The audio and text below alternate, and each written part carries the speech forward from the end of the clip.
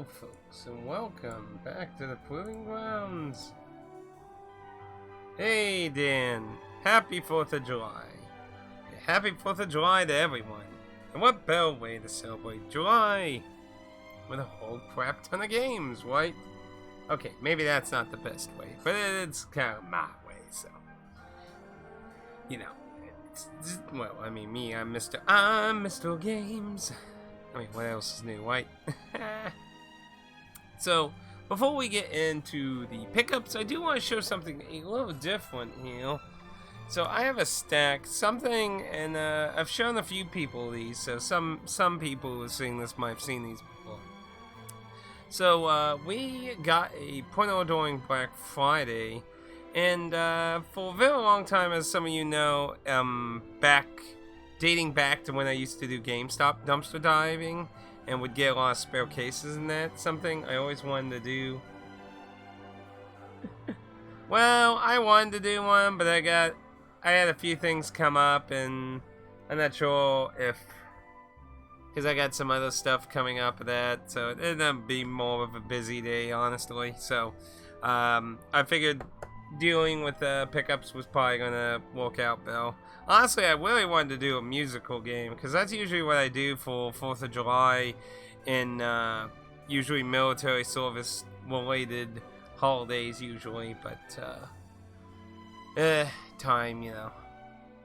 We did get some extra streaming in, so either way, we got some stuff in now, so. Anywho though, moving on though. So, something I wanted to do for a very long time was to give some of my loose games, or games that didn't have actual cover art or anything, some cover art. So obviously one reason is that way when it's on the shelf, you know, I can see what the fuck it is easier. And yeah, only one of them I gave it back because there's no, like, you know, the main thing is getting a spine and maybe have some for fun. So I've been making my own covers now. For a few of my games very slowly, so I figured I'd show those off real quick too. They're nothing anything super fancy, you know, some will probably be more fun than other ones of that, but they're just usually using artwork of that. So that one I didn't do anything too crazy, just took the normal cover art and just kind of slapped into that, and I kind of put like a little sprite of Aisha down there. That also actually, you know, I put it inside the waiting logo on that one. And I also did, because I had a loose copy of Yeez on the Vita as well. So, but yeah, only one of them I gave it back, and I'll show that one off because I just liked it, that one. But Dragon Ball Z Attack the Saiyans, which I also didn't have original art. But yeah, these aren't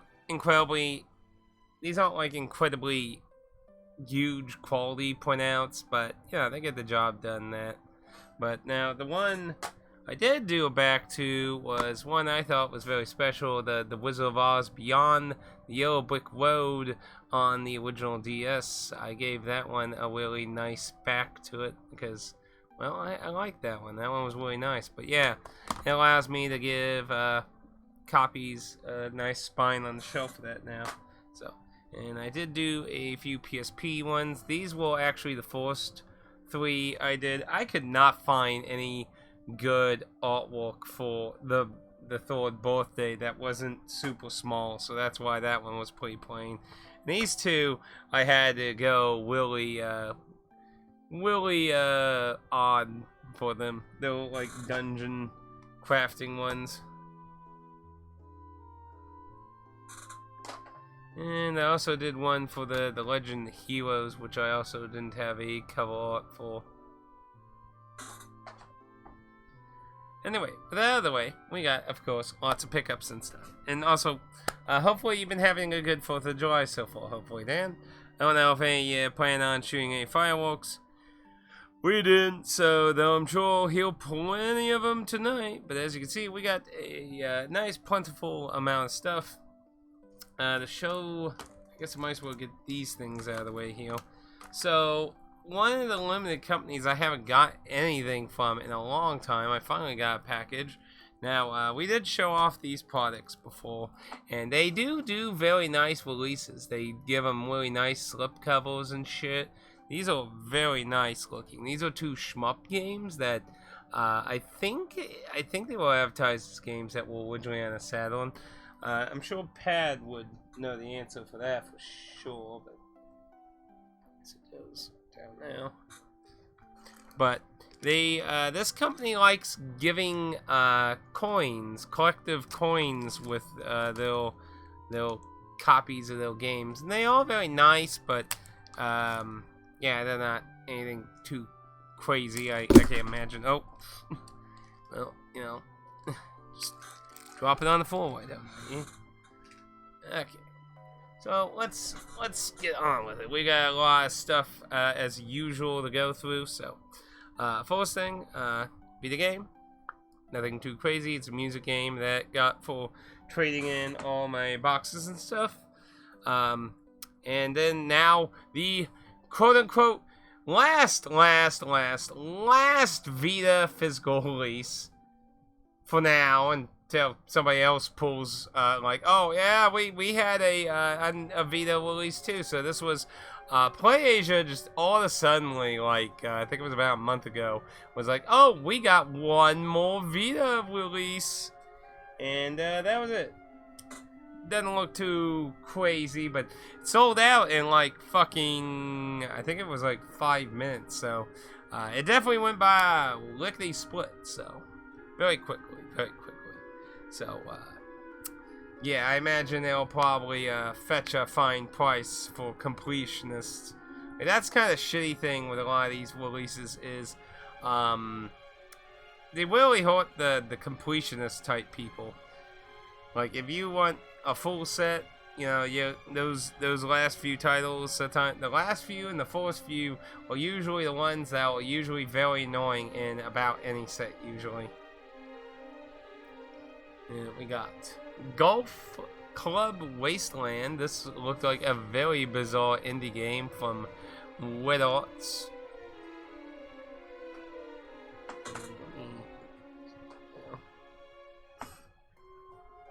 Then Day of the Tentacle, which actually I need to return this because the disc was damaged. In one of the very rare moments, the disc got damaged. There was a little part of it got scratched because it came out of its holder, and yeah. So right now I'm waiting for the replacement, which it's been about like 2 fucking months so far. So that hasn't been a very quick process. But I do look forward to trying this one once I get that. But yeah, obviously I don't want to scratch disc. You know, especially if a game that is probably going to go up price, possibly, depending on its availability and people's demand on it and that. So, a strictly limited release. This is a very interesting release because this comes with several really old titles. This is a set of games. It doesn't say how many on it, but there's a few retro ones on here. They actually went and translated it, as far as I'm understanding. I think there's like a one that's on the original Game Boy and shit. So that's kind of interesting to see a collection like that get retroactively translated for new territory there. But I think they're mostly platformers, but I think a few of the titles are a little other genre type things, but it's not really a series I'm familiar with. A limited one VR game, Sung in the Smoke. I really need to get back to doing some PlayStation VR stuff. Outbreak. This is, I believe, the newest entry of this series.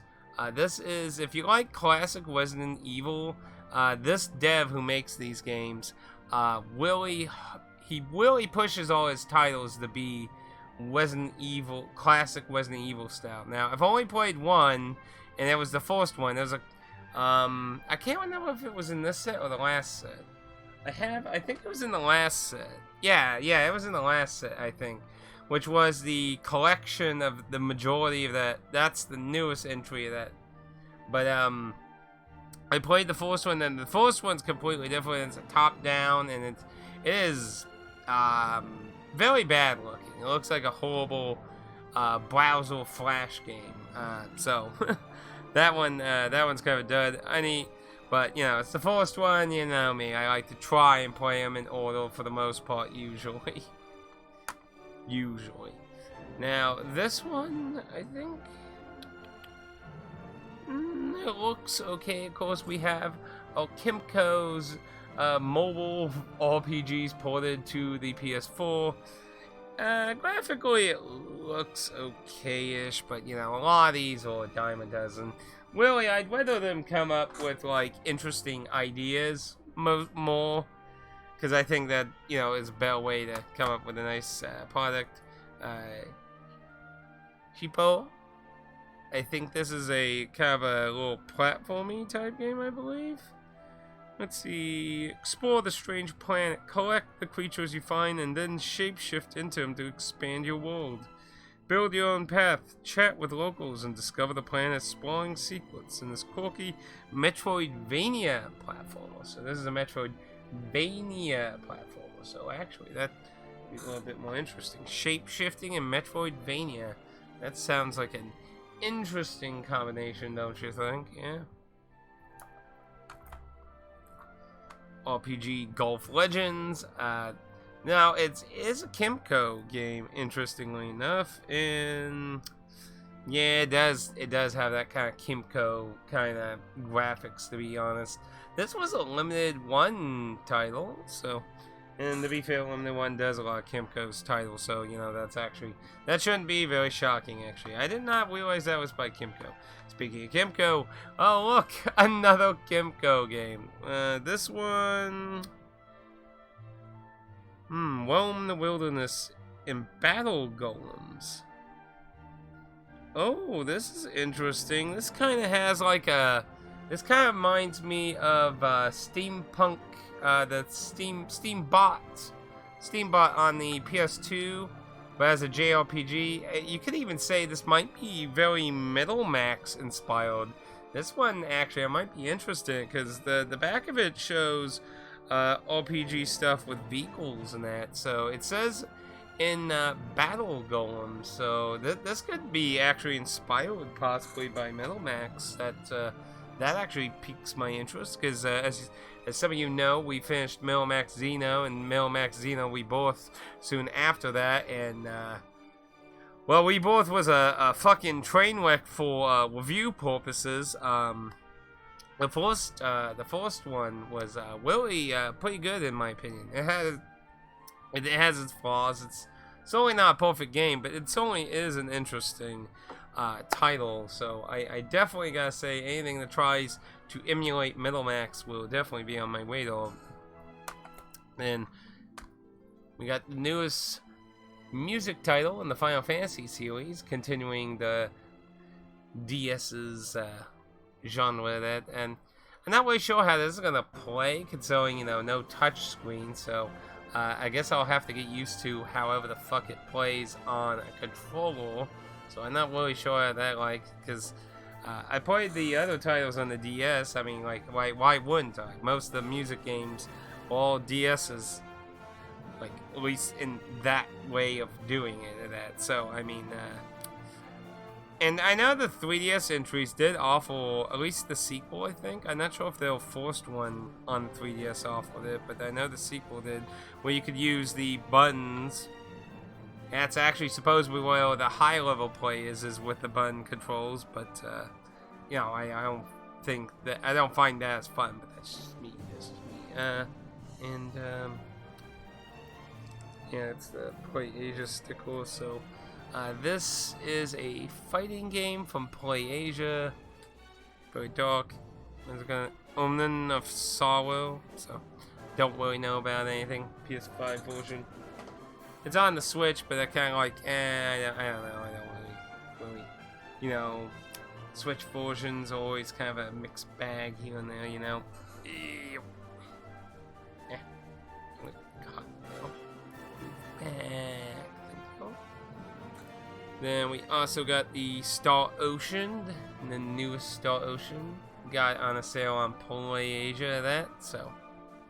Honestly, I'm surprised we got another Star Ocean. Like, I was very genuinely surprised that we got another Star Ocean. Like, honestly, the last few Star Oceans, as far as I know, haven't done well, so I guess it's just really trying desperately that. Now, this was a Play-Asia, the Bittersweet Memories, Melon Journey. So, this is a very retro aesthetic looking game, and it's very green. Like, I guess they were going for a very original Game Boy kind of vibe with it.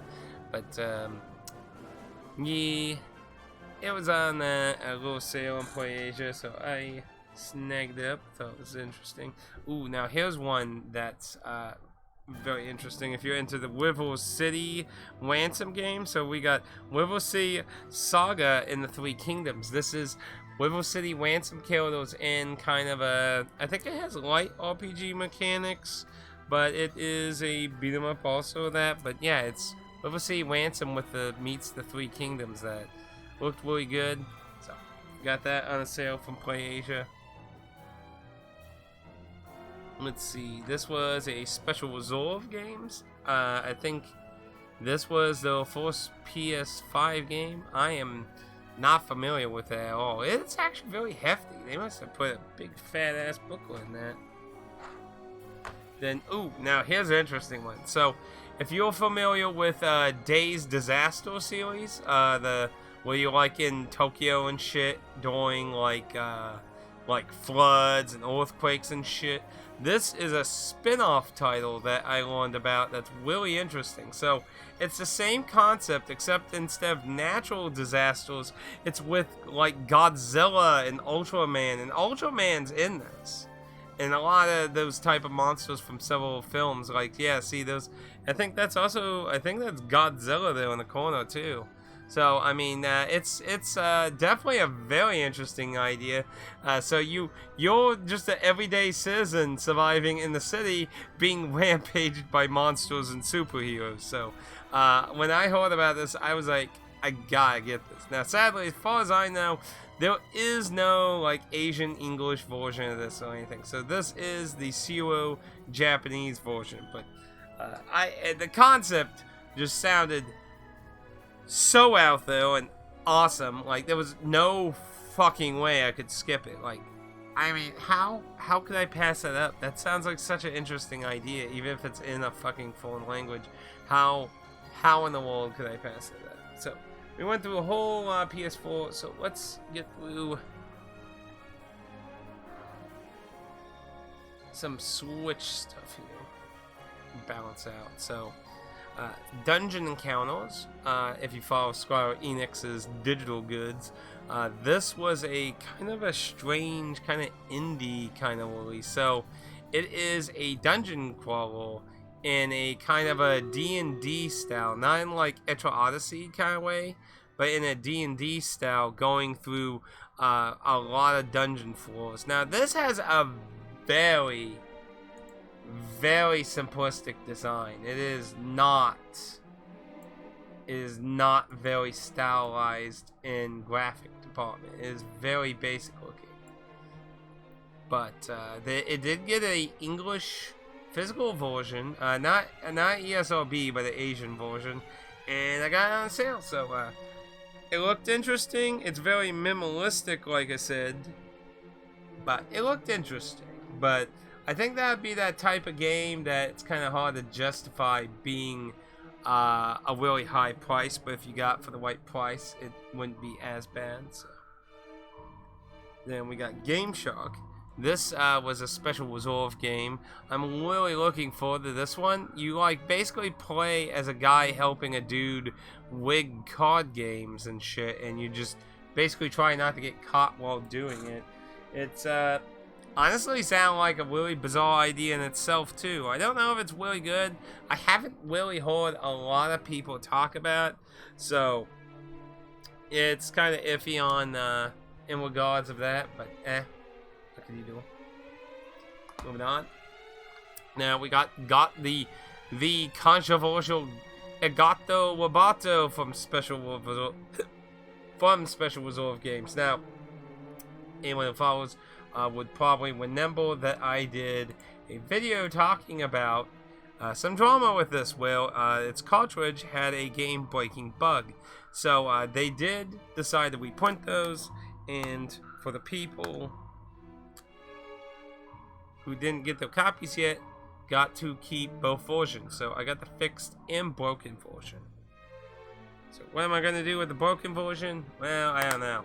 I mean, on one hand, I could probably sell it, but, you know, I'd feel bad selling it to someone unless they actually, like, knew it was broken. I mean, you could obviously still download the update to fix it and that, so...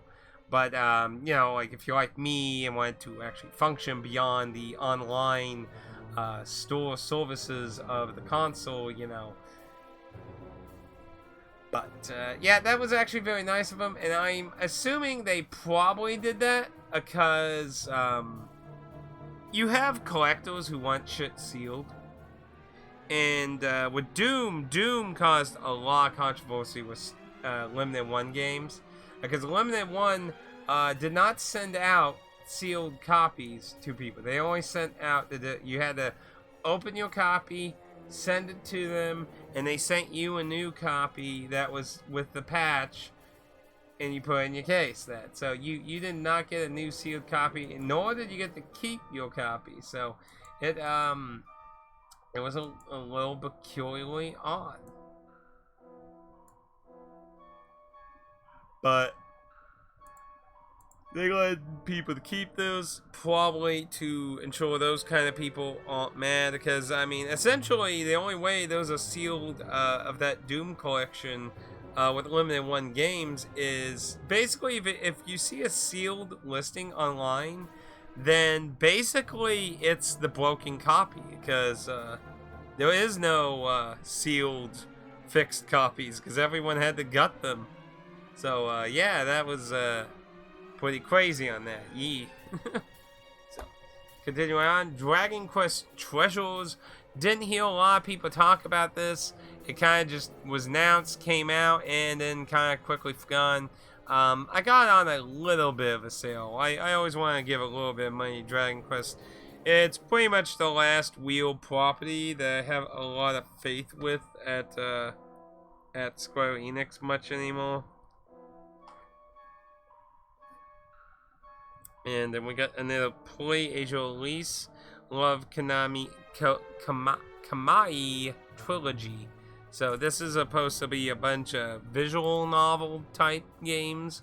So don't know if they're any good. Never heard of them. They look like the usual kind of waifu father type stuff. So artwork's not necessarily bad or anything, no. So might be okay in the waifu department, but like within the story kind of department, it is always kind of subjective. That now the Earth Defense Force game, this is one of the newer ones. This was a weird kind of Minecraft aesthetic with blocks. I know there's a specific term for it, but I can't remember it.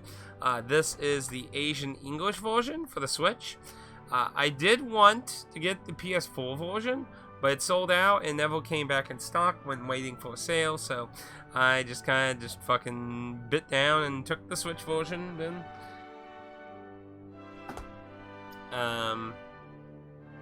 At first nuts. This is a indie game. I believe it's a game where you just kind of like gather, craft, create. Yeah, it's like in Automate. It's, you know, kind of a Minecraft-esque kind of sounding game.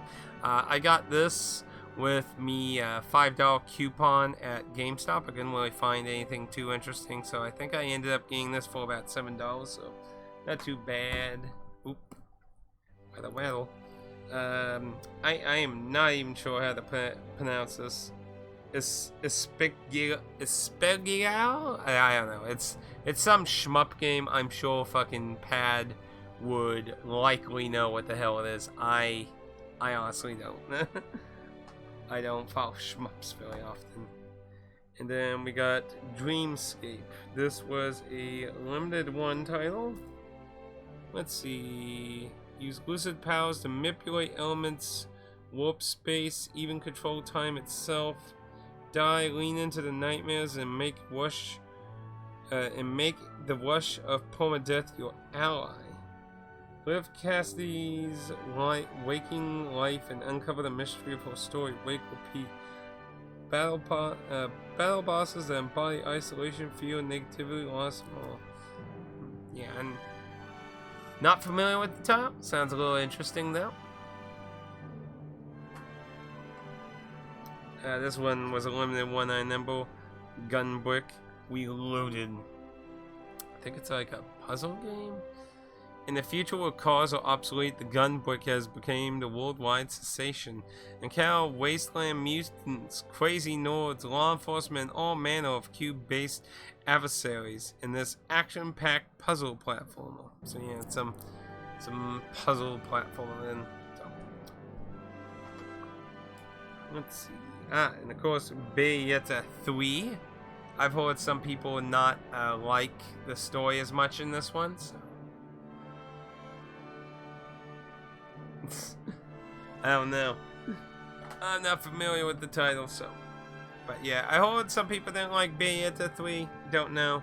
Xenoblade Chronicles 3. I heard this one was more tamer than 2, which really went waifu heavy. So maybe I'll like these. Like, but I enjoy a nice waifu character. You know, fan service isn't bad. It's just I felt like Xenoblade Chronicles 1 wasn't that kind of anime game, and 2 went way anime. Like super anime. So maybe this one found a little bit more balance between the two. I heard some people complain about the localization some on that one though. Jamestown Plus, I actually got this one yesterday for Limited One Games. Let's see. Set in the 17th century British colony Mars, Jamestown is a neoclassic cooperative shoot 'em up for up to 4 players. So it's a shoot 'em up game. It looks okay in the graphics, of course, they're really small. So I went to get Bayonetta 3, but I was not impressed with 2, so I haven't picked it up yet. Bayonetta 1 was considered really good. 2, I think I remember most people liking 2, but yeah, I've heard some mixed things about 3. And we got some special, the Super Whale stuff. So this was, Atticusmj 1 gun jump. So, not sure what the type of game. It looks kind of like a Metroidvania. It says tough as nails. 2D platform on the back for that one. Then next we have Islets, which has a pretty simple looking piece of artwork of a creature jumping up with a sword. See, the one thing I hate about Super Whale games is they cover the back up. Like, they give, unlike a lot of Limited One games, they actually give blurs and shit on the back, but they cover it up so you can't read them unless you fucking open them up. It just didn't wow me like 1 did. Then, oh, actually, what's the other one of that? I think that's, yeah. Okay, so I know this is going to get me a lot of slack. So there were 3 entries of this. The Pretty Girls collection. There were 3 of these, and I didn't buy 1 and 2 because they were these are pretty much just how should I say, just throwaway games where you're just getting like waifu characters. So they released the 3rd one, and I think the 3rd one had a few more interesting looking games. Yeah, it had a Breaker style game, it had a speed, poker, that. But they did, when 3 came out, they did a really cheap sale on 1 and 2. So basically, if you bought all 3, you got a really good discount. So I was like, why not? I mean, altogether it was like probably $40. So, you know, they come with like 4 games on each one, though. Like I said, they'll play like, first one has, and I played the first one a little bit. See, Panic's like one of those kind of draw games where, you know, you got a blank canvas with some things that kill you, and you kind of draw out sections to cut out the picture. Mahjong, solitary, and I'm bad at Mahjong. That. What's also interesting, all of them come, obviously nothing fancy, but all of them come with a touch stylus. You just said you didn't like Xenoblade 4.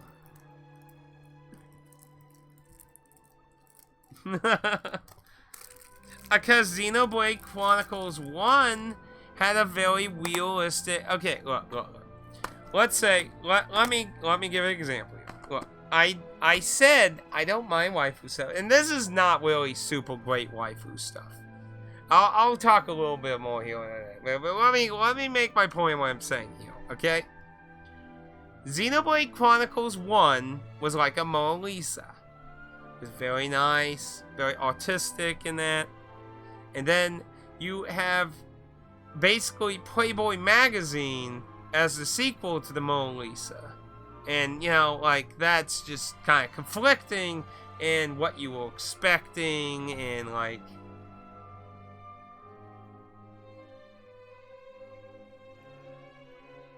I can't remember what it is, but I think you're talking about I can't remember what it was called, but I think that's what you're talking about. Where it's like a clunky shooter thing, and that's ironically physically published by the same company, Funbox. So funny that you would bring that up.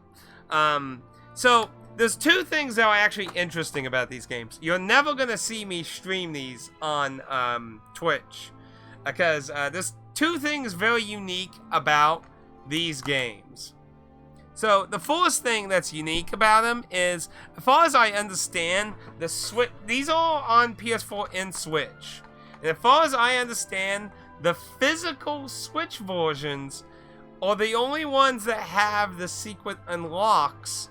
There's actual nudity in these, like it's a mode you can toggle on and off, but that's just wow. That's on the Switch. Like, there's just full fun. You can get full frontal nudity in these. Like that's crazy to see on the Switch. But what's also really weird is if you're really into visual novels, you will probably know a lot of these characters, because a lot of these characters are actually from hentai games. So, yeah, these will never be seen on fucking Twitch being played at all. But yeah, as far as I understand, if you buy them digitally, either on PS4 or Switch, you don't get that. It's exclusive to the physical version, I believe. If I'm wrong, then it's exclusive to the Switch, because I know for a fact it tells you that it is not on the PS4 versions. Could you imagine Sony letting these kind of games on the fucking platform with the kind of mindset they've had lately? Good lord. But, yeah, I just kind of bought them on a whim because I had a little spare money, and it was a sale with them all together, basically. So it wasn't really expensive or anything. I mean, I can't really remember. It might have been $30. I don't know. It was a deal with all three of them, so I was kind of like, why not? Sure, why not? But yeah, it's just kind of crazy. And you might have noticed they're European, because there's no fucking way these probably would get published in America. But yeah, they're Europe, and like, look at the weighting. So the first one's weighted 16, 2 and 3 are weighted 18. So 16. Let's see. Second one has a gambling. Okay. Wait. Wait. Okay, look. First one has the sexual warning on it. 2 and 3 have the gambling warning. Are you telling me these are weighted 18 because of gambling and not fucking tits? Are you kidding me? What? What the fuck? Are you kidding me? These are weighted higher because of gambling. What the hell? Oh my god. Well, no, these are Japanese goals, but these are European versions. And the reason that is, Europe, oddly enough, has a very low standard on sexual content. That's actually been a thing ever since, like, back to the PS2. I remember there was this well-known PS2 game that was kind of a Sims whip-off that was renowned in Europe for having topless, uncensored females in it. Again, something you'll probably never see on Twitch. Let's see, I don't think it's a show. I think it's a slide. Oh, that's also a Funbox game. I don't got that though. I think I know what you're talking about though. That's also a Funbox game.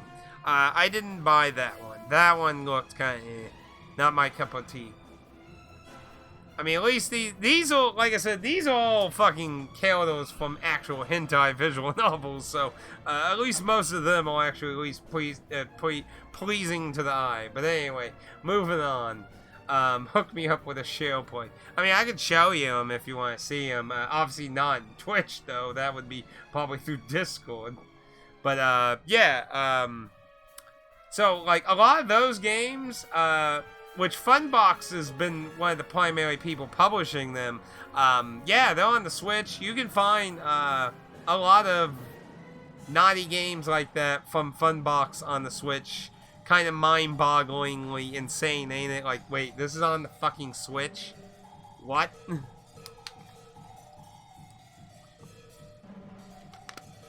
Yeah, that's... And they're on PS4 too, but they're censored on there. They'll you know, they meet the Sony standard, whatever the fuck that is these days. Moving on. Let's switch some PS4 again here.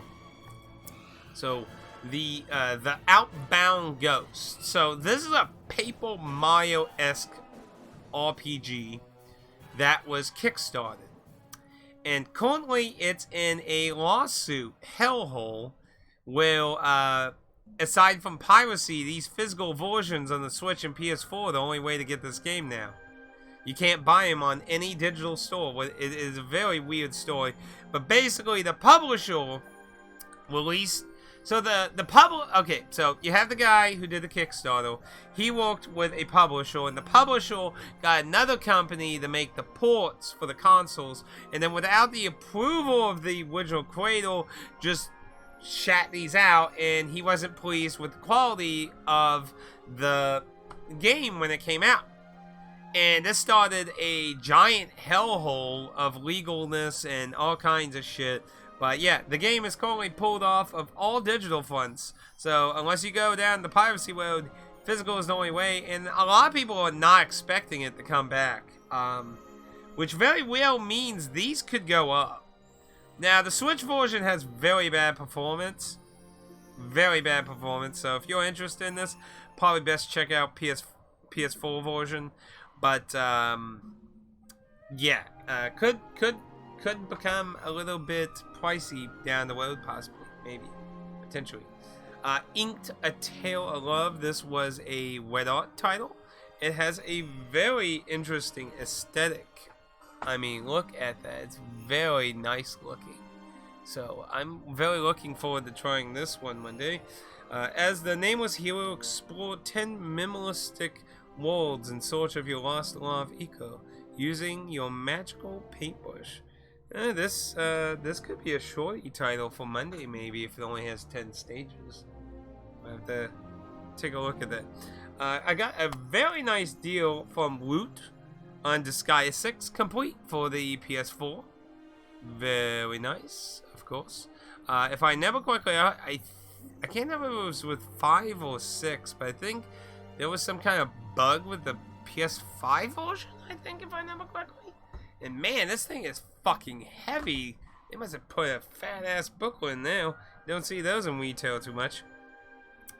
Who Pressed Mute on Uncle Marcus. This is a limited one title. I think this is a full motion video. Yeah, a full motion video mortal mystery with a twist. Someone has poisoned Uncle Marcus.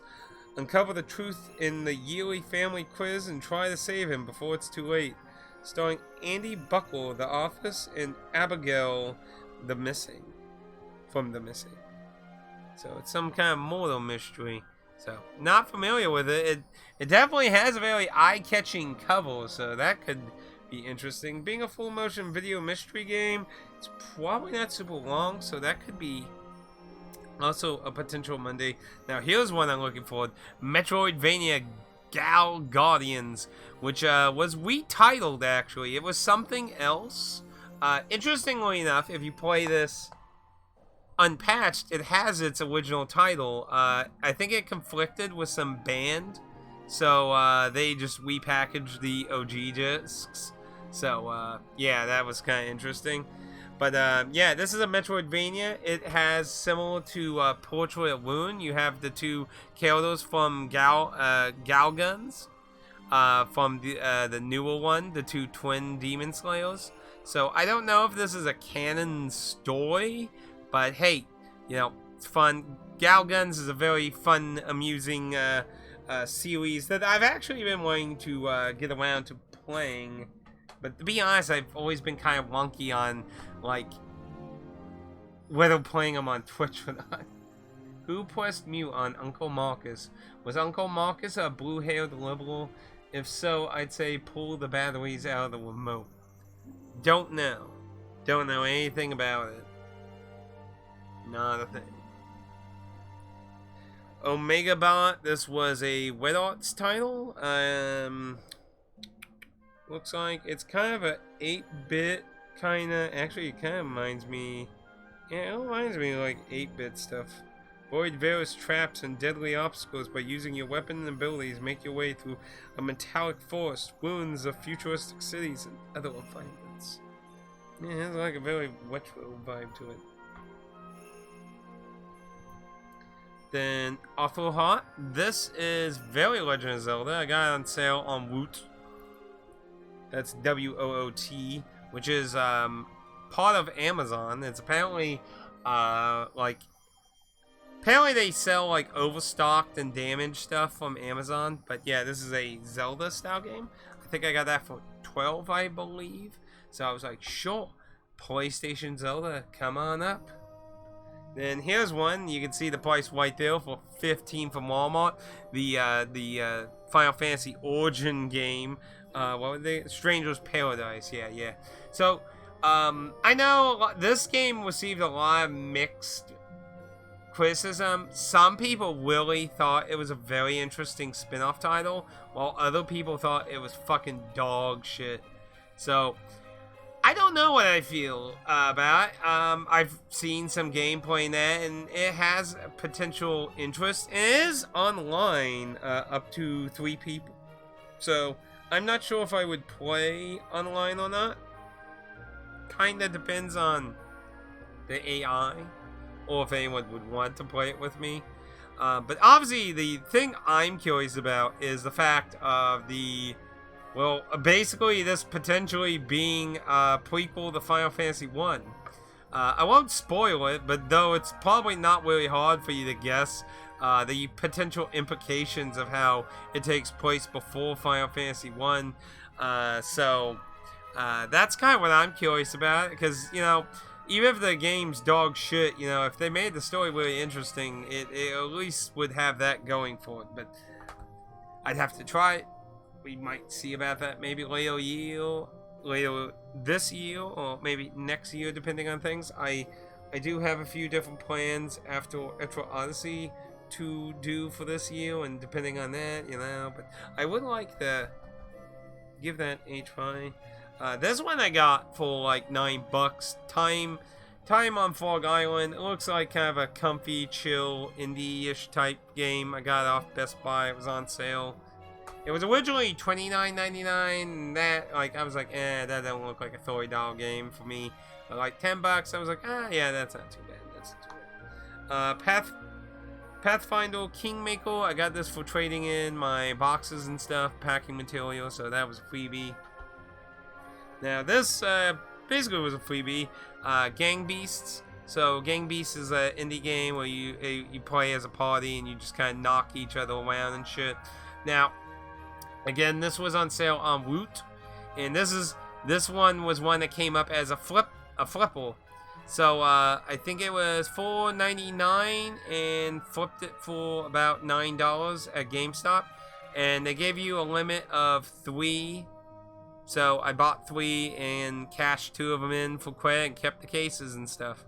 So got some spare cases, got some points, and got a little credit, and you know that basically made this free. So worked for me. So probably be fun when the my sister's kids come visit. They will probably enjoy that. They've been really liking a lot of these bizarre party games I've had from limited companies, so I wouldn't be surprised if they would like that. Berserk in the Band of Hawk. I'm not really too familiar with Berserk outside of when people talk about in reference to FromSoft, because I am very aware of FromSoft's Souls games have a lot of inspiration from Berserk characters. That has been pointed out millions of times. This is a reprint from Video Games Plus. Some of these hack and slash games Cody did on anime stuff has been going up in price. I was excited for Gang Beasts after I saw some gameplay. I was like, nah. Yeah, like, I mean, that's been out for a long time, too. I think that's been out for like 4 or 5 years. So it's definitely not a super modern game. But, yeah, I like, if I ever saw it for like 4 lower, I would probably buy it. But, you know, like I said, that was basically $5, and it was flippable at GameStop, so I was like, sure. I'm gonna grab some dinner. Not sure how long you'll be streaming, but your pal is getting kind of low. Yes, we are getting there, as Aisha is eyeballing all these games from over there, quietly, menacingly over there. So, yeah, once we get this wrapped up, I'm gonna get back to getting a few things done before it starts getting late, and we get back on that walk train, the lovely walk train. Yay. So, here's another one actually I've been sitting on, buying a long time. Extinction is Forever. It's one of those kind of games where you're like playing a fox with cubs in there, and you're trying to survive that. This game has usually been like lowest like $20, and just kind of like eh. And I finally was able to snag a copy for about $10, so I went and grabbed that. Journey of the Broken Circle. This is one of Red Art's really early titles, and during one of Video Game Plus's sales, well, they still had copies, and it was one of the way earlier titles I decided to skip out on, and I was like, well, with the discount, I think it might not be too bad to check out then. Yeah, see, like I said, with a lot of Red Art games, I have 2 categories for Red Art games. Either, like, 3. Buy, because it's going to be really good, or feel for it's really good, or it's something I have a good, decent interest in, and then feel for if it being sold out. Then I have second category, which is interesting, but realistically at this point, it's not enough for me to really buy it immediately. And like I said, these sales on Red Art stuff has been happening here and there. There's usually at least one every year, so and it's kind of in the, if it goes down a little bit, or I have some spare money, and then there's just no, like, unless it's like super fucking cheap, no. Which a few of those, like on some of the sales, I have picked up at vastly lower prices, but a lot of them I also just straight out skipped because they're just no. Control, you see Control here. So I did get the Ultimate Edition of Control, which can come with the Ultimate thing. Oh wait, no, that was the ultimate. Never mind. It did come with the ultimate. Don't mind me. So you think? So the thing that happened with this was originally I ordered this. Okay. Okay, start up. So the thing with this is I've ordered this from GameStop along with the Middlemax Reborn, which I forgot to grab that too. Let's see what right here we gotta show that off too, right? But okay, so I ordered that and Reborn, and what I got was a original copy controller. So obviously went to return it. Now the stupid dumbass though, because I have double checked that Ultimate comes with the DLC on the disc. It is not coded. But the dumbass is like, oh, because you buy it used, it doesn't come with it. It's like, no. Look, lady, I have over 4,000 games. I do research on this shit if I want a build that has shit like this on it, and I want to upgrade to it and shit. Like, I do my research on this shit. I have multiple confirmations, DLCs on disc. This is not the Ultimate Edition. Thus, the DLC is not on the disc because it is not. So I got a refund on that, and got another one order, and then yeah, we got Ultimate Edition. And wow, that Middlemax Xeno, don't mind the price. I did get a little lower. I think it was like 15. Thing you gotta remember when you buy from the online, these stickers can be fucking from any period of time at times. So they don't update them if you got it on some kind of sale or something. So that doesn't guarantee like that's the price thing.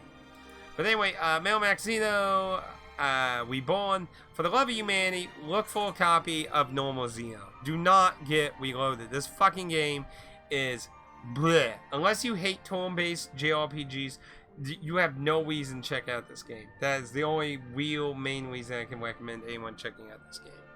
Don't check out this game. And with the original Xeno only available physically anyway, it's the more interesting one to get right now anyway.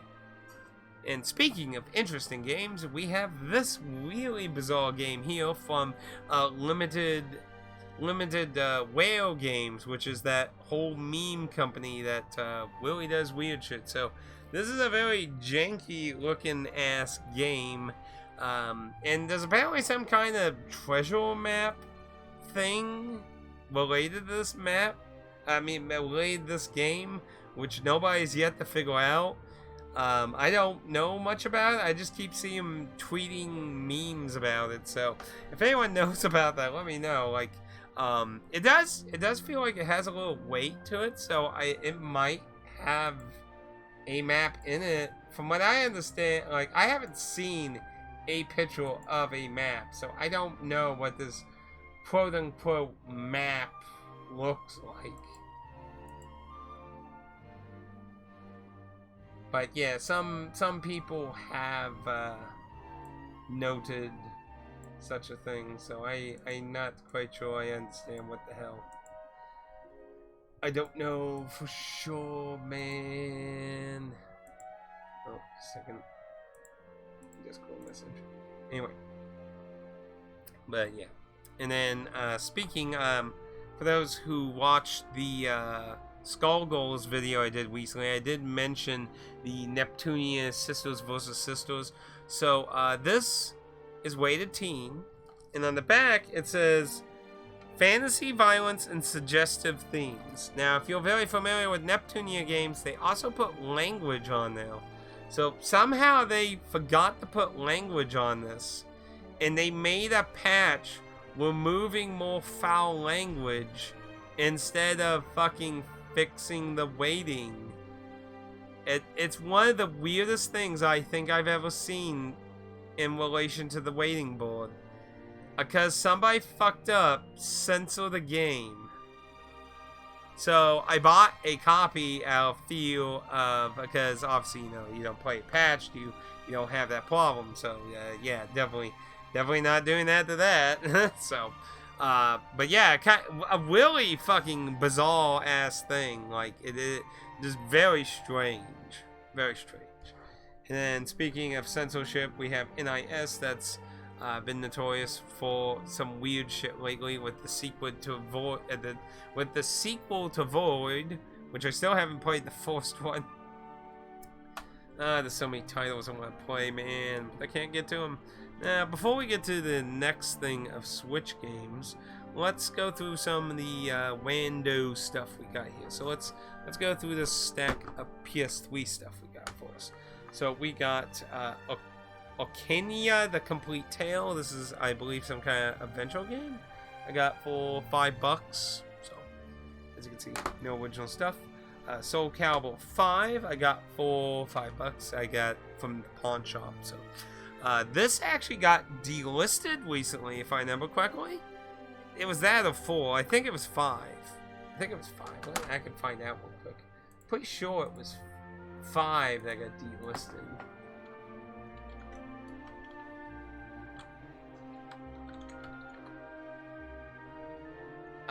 Yes, 5 was the one that got delisted.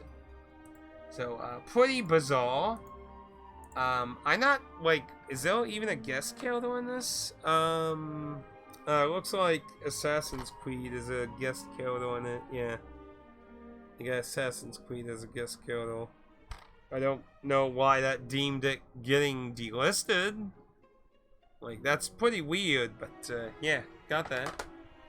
And we got a Koei Dynasty Warrior style game, the, Blade Storm, the 100 Years War. Well, actually, that looks more like that other series where you maintain military. Actually, like, I liked that series on the PS2. It kind of looks like that, I think. It only shows 2 pictures in the back. No time action, issue troop command. Oh, yeah. Hell, if this is like that, I might actually even be more interested in this. I thought it was more of a Dynasty Warriors game, so that might actually be more interesting. And speaking of Dynasty Warriors 8 got for trading in my packing materials, so nothing too crazy there. Gladius 3 and 4 for the PS2 got for a pretty decent price. Didn't have a... they took the sticker off. I can't remember. I got cheaper than when it goes for online, and it's actually in good condition and it's complete. It looks clean as hell in that, so I was like, sure, why not? And then this one was like $1. It's not in very good condition. Portal 1, part of the Army Man series. This I think was pretty much the last Army Man game I didn't have. It's very weird. You play as the fucking Colonel's daughter. It is a very strange fucking entry in the series. And I believe it was one of the last 3 games by 3DO, I believe. With the Army Man license, I believe. If I remember correctly.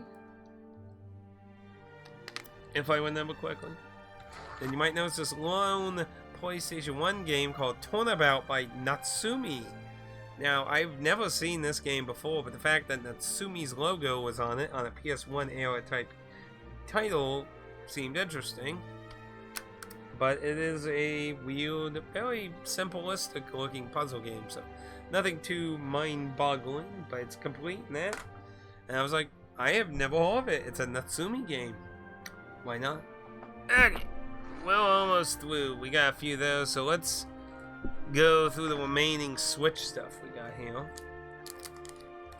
We got The Spirit in the Mouse. I believe this is a puzzle-esque game from Super Whale Games. I believe actually one of the Does It Play testers actually tested this, and I think it came good if I know correctly. Then you have Lost in Play. I don't know anything about this game.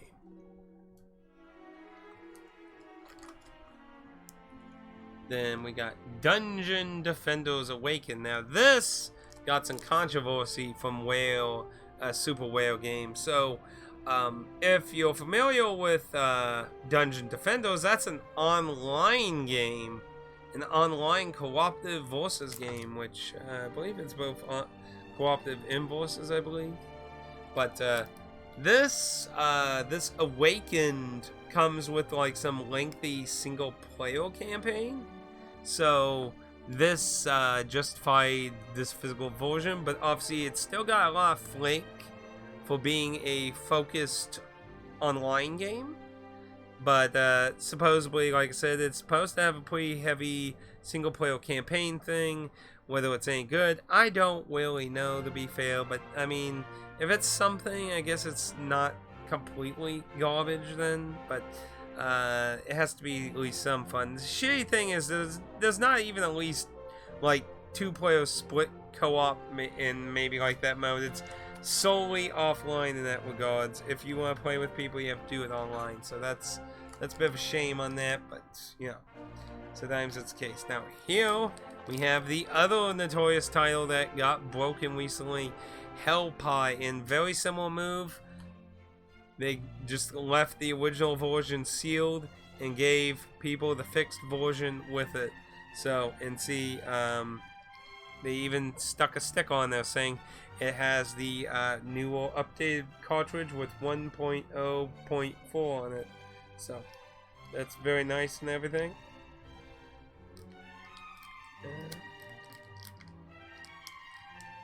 Yeah, I understand why they didn't like slip in the case of that, but that's nice. And so again, I have 2 copies of it. One is a really broken, like nobody could figure out any way out past this one. I think some people confirmed the Gato Wabato one. I think some people were able to beat that, but the majority of people were getting it broken. So that one, I don't think anyone figured out how that one was working. But as far as I know, nobody could get past the freezing screen that was happening later in the stage in this thing. So, again, good move. Thank you for repointing them. Very appreciated. Hopefully that kind of thing can get cut down. That. Speaking of which, you might notice these. So, Video Games Plus did a reprint on the Liar Princess. Now, Switch versions of a lot of these games go up, and Liar Princess was actually very expensive for a good while, so I imagine the price kind of neutralized a little from the reprint, which, you know, let's even check it out.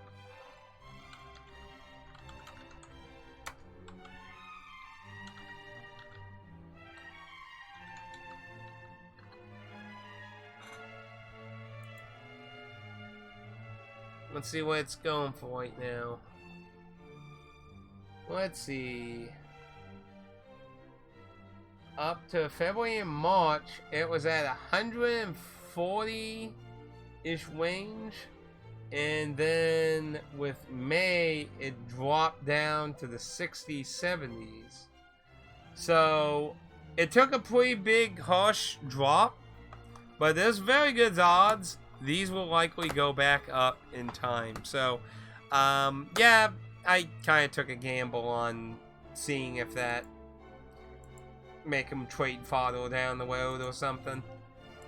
Sit on them for a while. But, yeah, I'm hoping they'll go back up and I can maybe be like, ha, this is like $100. Can I trade it for, or trade it towards this really expensive JRPG I don't have that I'm interested? That's kind of what I hope to do with things like this once in a while. I did that with one of the Cinema Kagura games on the Vita that Limited One Games did. It was that food-themed one. I did it with that one. That's actually how I got my captured 3D, the 3DS that I got modded. I basically traded that and I think a $20 bill on top of it. So, that wasn't too bad. And moving on, so we got what's very rare these days in my hands are 360 games. Digimon All-Star Rumble. I've never played this one. The only fighting Digimon game I ever played was the one on the PS1. It was kind of okay, but it was pretty forgettable, honestly. I'm very, like, this was from GameStop, of all places. GameStop is very notorious for not cleaning anything. But I was looking for something to use my $5 thing on, so I was like, let me look at the disc. And disc was clean. I think it was pretty clean. It was either pretty clean or just very minor. Let me look here. I think it was pretty clean. Yeah, a few finger smudges, but other than that, it's pretty clean. So, yeah, they left in the little thingy-bob there. But yeah, don't usually come across very good 360 games without going to a video game store with a buffer, because and GameStop is not that. So. We got Tanks, which I also used one of my $5 monthly coupons from GameStop on. This was one of the few Wii U titles I was interested in getting. It is complete. There ain't too many Wii U titles that I want that I don't own at this point. I own most of what I want. Off the top of my head, I can't even really think of anything else. Because, I mean, I have Devil's Thord, which is basically the fucking, I think that's pretty much the whalers fucking game on the Wii U, ain't it? I'll be surprised if it's not. Let's look here. Don't care about the limited editions. Yes, normal standard game. Wow, Devil's Thord goes for $330 cribbed. Holy fucks. Good thing I actually hunted that down back when it was a normal price. When did it start going up? Let's see. It seemed like for a good portion of its life it stayed around 40 to 60. Then in 2020, yep, that COVID shit hit it hard. Wow. In 2022, it was up to 500 something, and then it came back down to about 300. Holy fucking shit, that's insane. I mean, like, there's some games I want that are sad and expensive, but fuck, what the fucking hell, man. That's insane. What the hell? Trap Force on Switch is expensive. I've heard some completed Skylanders packages are actually kind of expensive now, which is interesting, because I got a Switch version of the last Skylanders game that I got super cheap. So, I could technically use that as trade fodder. Hey, Pad. You're a quittable? Quittable? What? How you doing? A word to describe the explosion of air from...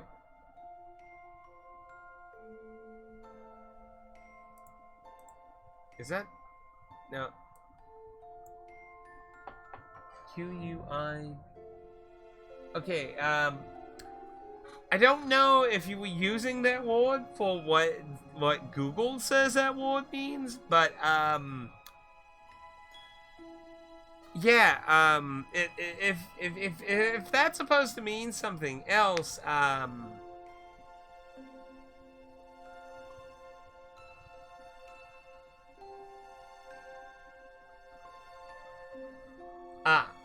quibbed.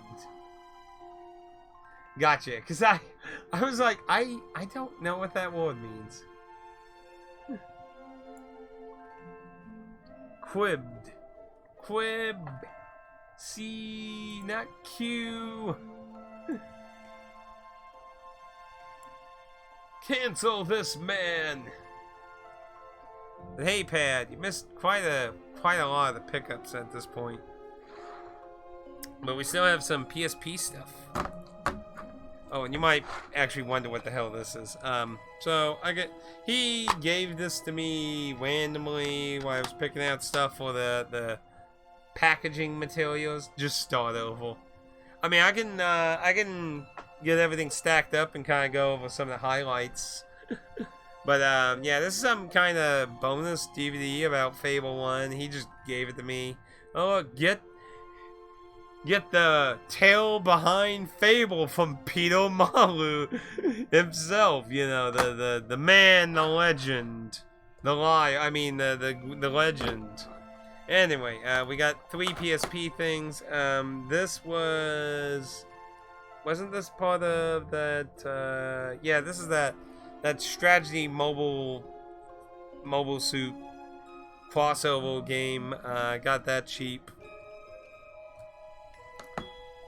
Then these I got with trading and packing material. The Dragon Ball Evolution movie PSP fighting game. No way I'm paying money for that, so of course I got that with trading packing material. And funnily enough, I got the Dungeon Maker 2, which I already had, but basically once in a while I try to pick out some games if I can get away with them, if maybe I can use them for trading or something. So you know, it was a JRPG, so I was kind of like, why not see if I can snag that too. Because usually, you know, I usually get a lot of Western garbage titles from him usually, so. But and there is one more title I did actually forget on the shelf that I remembered, so I'm gonna go grab that real quick too. Oof! If I don't hit everything very well.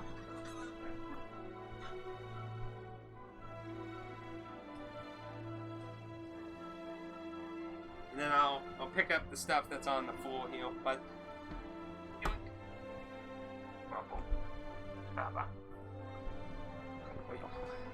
But this was a birthday gift from Aaron.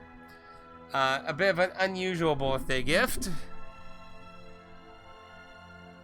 I wouldn't want that even for free. Well, I thought maybe it would make a funny stream or review, or I don't know, maybe some for April Fools. Who knows? Worst case scenario, free PSP case. I mean, I could sell the game to the pawn shop, keep the case. So, I mean, I've done that to some of them, where I just resell the game and keep the packaging material shit. But anyway, this was a birthday gift from Aaron. Those familiar with me know I have always been in this game, the 360 version. So when they announced the Switch version, I didn't really have any real interest in it. I mean, I have the 360 version. As far as I understand, there's nothing different between them. It's the same game as far as I understand, except mine comes with a lewd collector's box and this doesn't. But my understanding why Aaron gave me this, though, is apparently he got 2 of these. So he got this one, and it was damaged. As you can see, there was some damage on the box, though. And when he got from Amazon, so he reported it, and apparently Amazon just told him to keep this, and they sent him a new one. So he gave me the damaged one. So, but yeah, I've always played through this, so I don't really have a big interest in really probably bothering with this. It has one of those weird plastic standy things. These things have became really common in these. Not really my cup of thing. It has a soundtrack, which mine came with a soundtrack. You got the game, and then there's a art book with very familiar artwork in that on it that I have seen in the game itself. But it is an interesting game. Very grindy, though. Very grindy title, that. So, honestly, I don't know if I want to really keep this or not myself. Because, as you know, I already have way too many fucking games. So, I mean, it is a nice, simple collector's edition. It's compact and that. And, like, the 360 thing's, like, about, like, 3-4 of these. Because it came with, like, a giant mouse pad of... She on here. I don't see her on the front. She on the back of her. This girl over here. It came with a booby mouse pad of her. So, This is an interesting game, though. It has 5 generations of main characters of your party going along the story of. So, kind of interesting, very grindy, and a lot of work if you want the true ending on one playthrough. A lot of grind work. You'll be grinding a lot. And I had the same thing with Zero. Very grindy, too. So, but yeah, if you want a long JRPG game, with a lot of character customization shit, this can definitely fulfill that, but it's going to be a very long game, though. Especially, like I said, if you want the true ending on your first playthrough. But, that's pretty much... Need to get into the series someday. I like the first one way better than Zero. Zero kinda can't... Like, Zero obviously is a prequel. It explains a little bit of the main bad guy who comes up in this one's motivations and shit. But, like, all the characters feel like discounted characters of the people in this. And, like, it just, I don't know.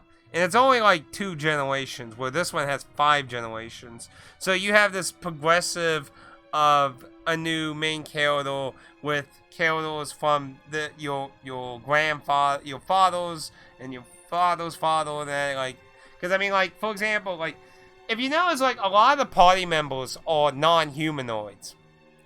Because that's how they can excuse them basically living through all the generations of the main character. Now, there is one human main character in this game, and he gets, like, some kind of course that makes him, like, age slower or some shit, or something, if I remember correctly. Actually, in the, I think it was the last 2 generations, he actually gets a son that joins you, if I remember correctly, too. I think. Or did he just age? I can't really fucking actually remember, but he sticks with... He actually physically does change, though. Well, all the, like, female characters who are varying other races, elves, demi-humans, and shit. But yeah, like, the girl here, she's like one of those people with, like, a third eye on the middle of her forehead. And, you know, it's really weird how, like, all the surviving female characters at the end of the game, your last generation, like, your guy can marry any of the girls at the absolute end. The 5th guy can marry any of the women. Well, 1, 2, 3, and 4 have a select 3 they can marry. But the last one can marry any of them, and she can be one of them. So, she's like, you know, she's someone who knew your great grandpa. That must be a weird tale to tell your children if you married her. Like, sounds like Fantasy. Yes! Phantasy Star 3 is also a generational game. It's not a very common, like, there's only a few games I know of that like this series and Phantasy Star 3, and there's like one hentai RPG thing I heard about with a generational system. I can't remember what the fuck it was called. But yeah, like, I barely know anything that does that. It's a really interesting concept. It's a real shame nobody really makes a lot of use of it. That's what I thought was really good about this. You had 5 generations, and you could have very different... Depending on who the character married, the next child would physically look different in various ways and have different stat growths and shit. So generations 2, 3, 4, and 5 could be various different characters with various different strengths. Now, you can always change what a character can use, but like Disgaea, you know, you gotta put in extra work for that, so. But, yeah, like, I already went through this, and it is a fucking long-ass game with lots of fucking grinding, man. So there's no way I'm going through that again. Not for the exact same experience. Like, it would have to have some amazingly different. Like, it is such a long game, so. Definitely looking forward to that one. That was one I would point out. And that one too. That one's one of those Disaster Day games, except it's with like Godzilla and Ultraman instead of tornadoes and floods. That one's an interesting one I'm looking forward to. But yeah. There's also some shmups in here I'd like you to see as well. What's that coin too? I know that fell. I think it went on the chair right up here. Oh, also, Dan lost his mind when I bought these up, so... Let's see, can't be worse than Elder Scrolls. I mean Elden Ring. I keep getting confused. I don't know, Elden Ring was really enjoyable. I mean, it was long too, don't get me wrong. Elden Ring was long. But, admittedly, that was my fault for doing everything. But, I really did enjoy exploring the world and theorizing things about the story, the cultures and stuff. That's what I enjoyed about exploring most of the environments. But I understand if that's not your cup of tea, yeah, going through other dungeons can be quite a slog. So, kind of depends if you enjoy that. So, Dan was losing his mind when I showed these off, so I skipped the first 2 entries of these. And when this third one came out, they did this big, like, buy all 3 for, like, I don't know, it was like $30 or something. I don't remember, 30, 40 of that. So, you might be familiar with these, maybe. But, yeah, these are pretty throwaway games. And all of them stole characters from hentai visual novel games. But what's really weird about these is these games actually have nudity options. These have nudity options. It's quite crazy that these are on the fucking Switch to me. That these... And they are on PS4, but without that. That is exclusive to the Switch version. I think it's exclusive to the physical versions of them, too. That I can't remember 100% sure. It's either the physical versions on the Switch, or just the Switch. I don't remember. But yeah, I was kind of like, I guess why not? Who would have thought? But yeah, it's crazy. It's... freaking crazy. There's actually one character in this I actually... oh, wait. Maybe we should mention that. But, yeah, these are all characters from, like, hentai games. So, I mean, it got that going for it. The third one also has some games that actually look a little bit more entertaining than the other 2. But, yeah, they'll pretty throwaway. Each one has 4 different games that you unlock pictures and stuff and outfits and things, so... yeah, kind of mind-boggling that is on the fucking Switch. Kind of crazy. Kind of freaking crazy. But, yeah. Let's see. Are you familiar with this title? That was a shmup game from Limited One.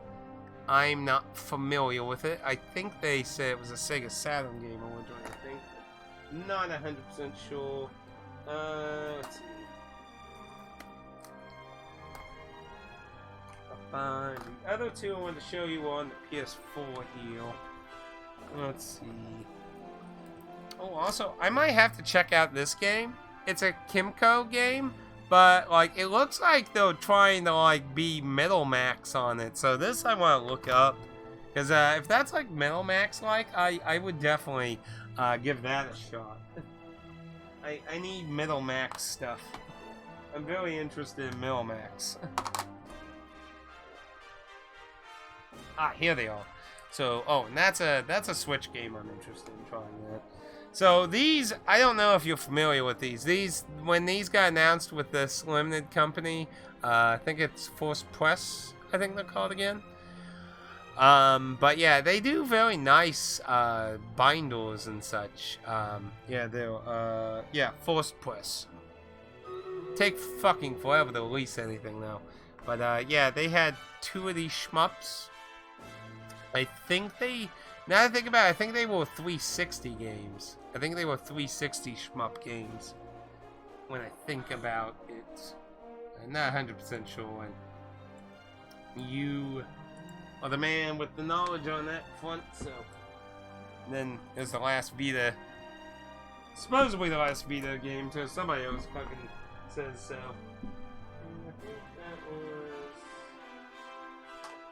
That was... yeah. That was pretty much the highlight, though. Oops, sorry. But, But yeah, I think these were supposed to be 360 Japanese games. I think they were only on 360 in Japan. I think. Either way, they're supposed to be shmup games, shoot-ups, whatever you want to call them. Yeah, no. Don't really know anything about them. You know, it's not my territory.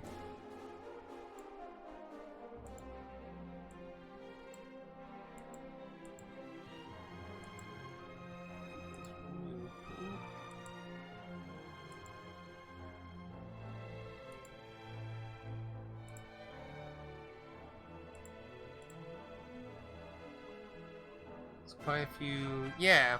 I mean, yeah, they're all, but I'm just saying, I would, if you don't know them, then I don't know if they're actually noteworthy, is basically what I'm saying.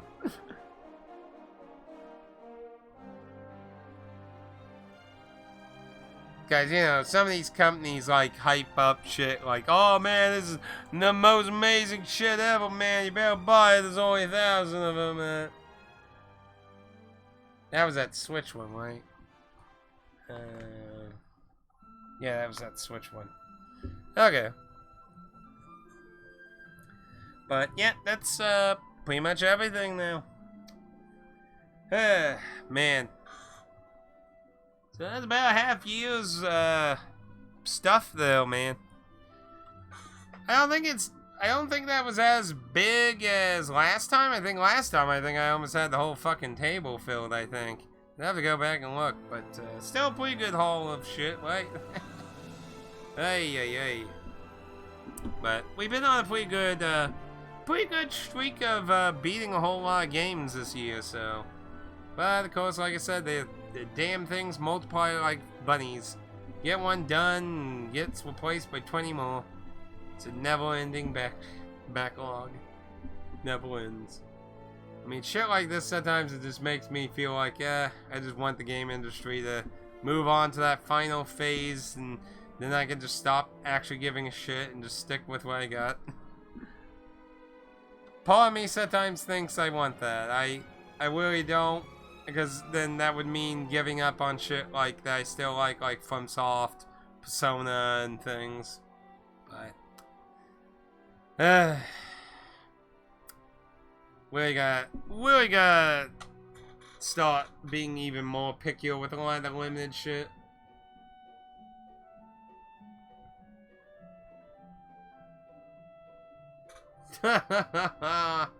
Especially with how many JRPGs I got. I mean, those are like a guaranteed like 30 to 100 hours depending on what title and shit. So, yeah. I mean, honestly, it's very unlikely I'll ever beat everything I own. Very unlikely. But, hey, who knows? Maybe when I retire, we'll get on a hell of a streak.